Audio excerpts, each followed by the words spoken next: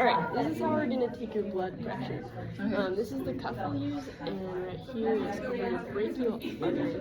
This here, you can't really see it, but it'll show the pressure of the cuff against your artery and your skin. So we're going to start this, and I'm going to pump this up and then slowly release the pressure.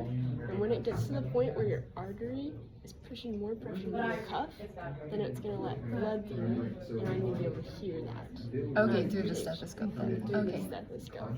And so that's what we're going to do here. So there's like two numbers, right, with blood pressure. How do you tell the difference, or what's the two numbers? That's a good question. The first one is called your systolic blood pressure. And that's the first thump. Is this one only available in the step. No.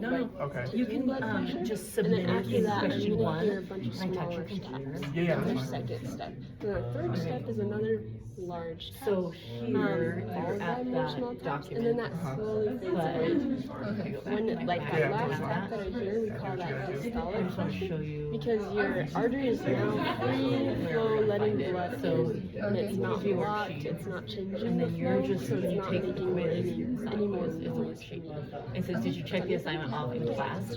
You can either just upload your picture right there, or if you want, I can just look at it right now and give you credit for it. Okay. That's Is how, that okay? are you done? Yeah. Right on here. Okay, so what I would do is I'd pump it to 180 and then let out the blood pressure. Yep, that's perfect. The thing that most people, they put two more on there because they think it has to be time, but it's like it's here. Okay, so that's good. Bumps like I told you before.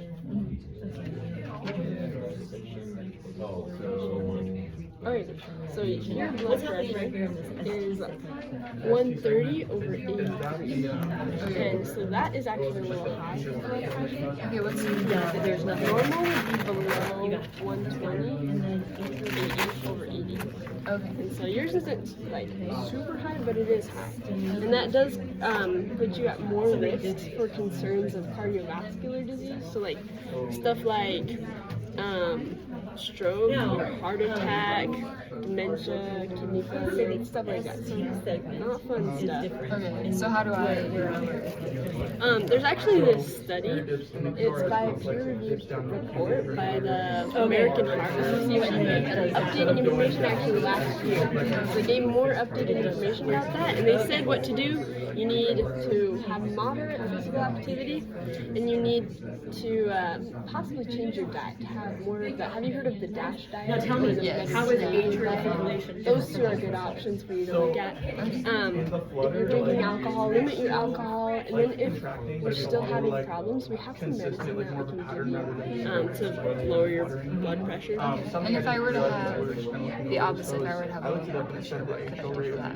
There are stuff that you can do for low blood pressure too. A couple things are increasing your water intake and making sure you're balancing your minerals and your like your sodium and potassium. Making sure you have enough of those will increase it.